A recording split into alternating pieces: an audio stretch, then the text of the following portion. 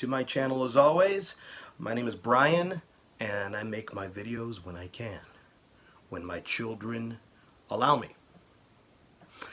If you like the Beatles, music, movies, and physical media, please give me a like and please subscribe to my channel and spread the word about my channel.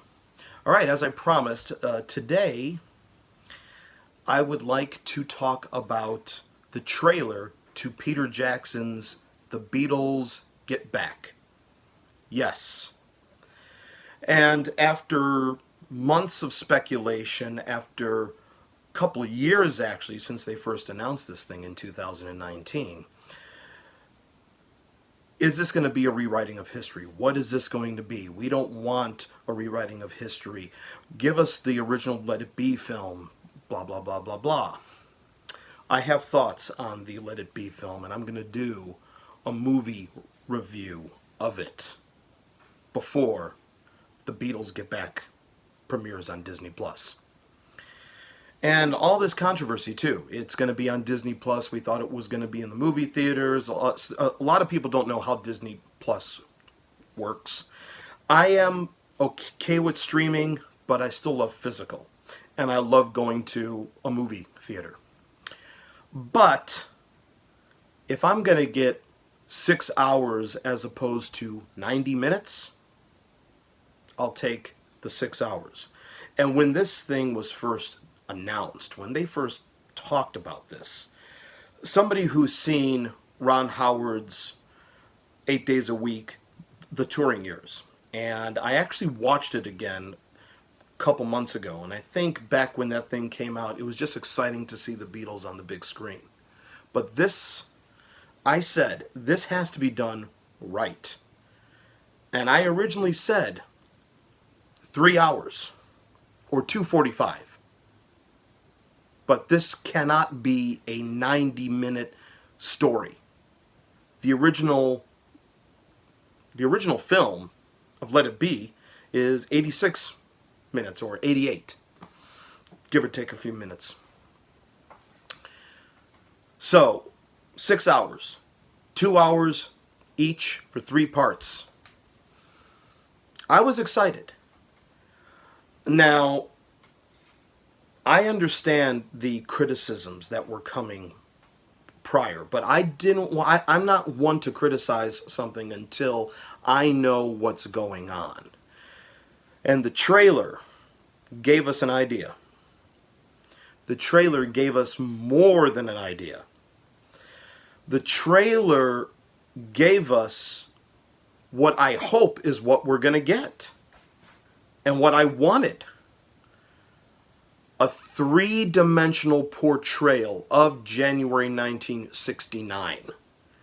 Again, if you've read the transcripts, which are now in that beautiful Get Back book that just came out, if you've heard the Nagra recordings, it wasn't all doom and gloom.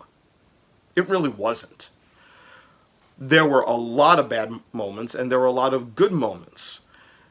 But now, this film shows a purpose. There's going to be a narrative that the original Let It Be film did not have.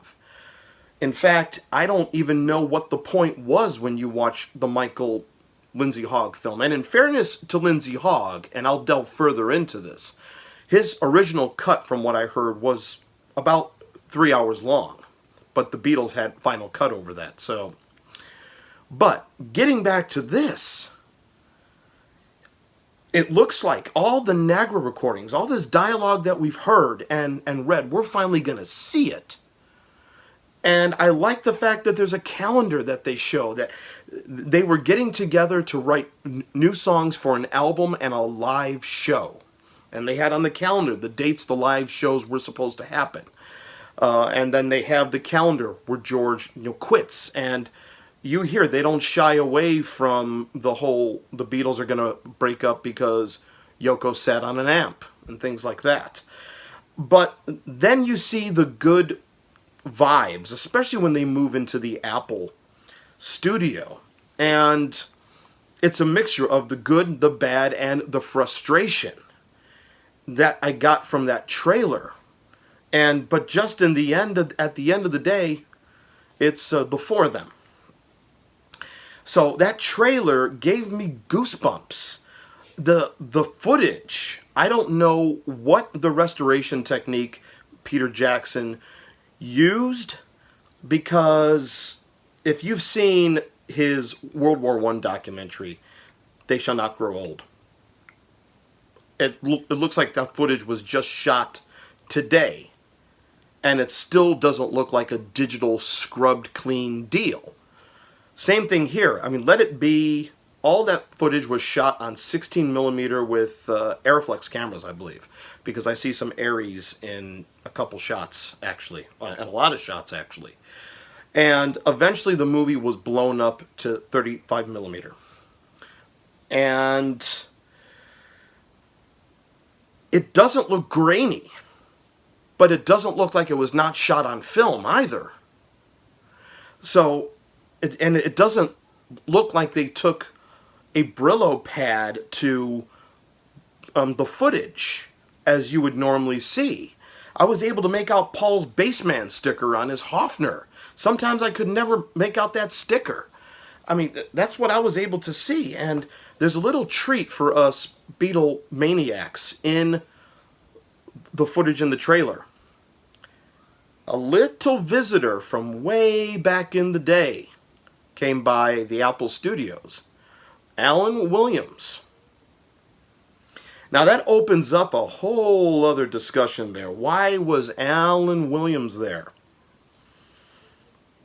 Were they thinking of going back to Alan as a manager? Boy, what could have been. But the trailer, it made me excited. It got my juices flowing. I can't wait for the Let It Be box set, which I got from deep discount, but I'm not going to get it this weekend when everybody else gets theirs. They ship their stuff media mail, unfortunately. But I will get it, and when I get it, I'll talk about that, and I'll do an unboxing. But man alive, I'm excited for this. I am super psyched. I watched the trailer about 10 times yesterday. 10 times, because that's all I'm going to get until November 25th, until Thanksgiving Day. And honestly, I'm looking forward to it, because this is going to be one of the best holiday seasons in 2 years. And people who know me personally know what I mean by that. So this is just incredible. Incredible. Two moments stood out for me in the trailer.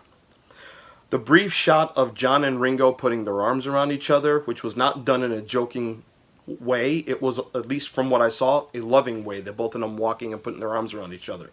And when Paul is doing his breakdown on Get Back, John gives him a look like, then he goes, yeah. You know, whatever problems these guys were going through, how they were trying to hold it together or whatnot, you could sense that as much of stickiness as there was, and there was still a great love there. And there was always a great love there. So I'm sure a lot of you have seen the trailer already. What are some of your thoughts about it? I'm looking forward to hearing what you guys say about it. And are you excited for November? I know some people, it might be a drag to get Disney Plus, but honestly, in the end, it's worth it. It's one of the better streaming sites out there, and I love the MCU shows. So, and one thing I want to say about Peter Jackson. Yes, we know him as the guy who directed the Lord of the Rings trilogy. And the beautiful, underrated 3-hour remake of King Kong. But man, that guy has come a long way since his slasher comedy, Bad Taste. And Meet the Feebles. Talk to you soon.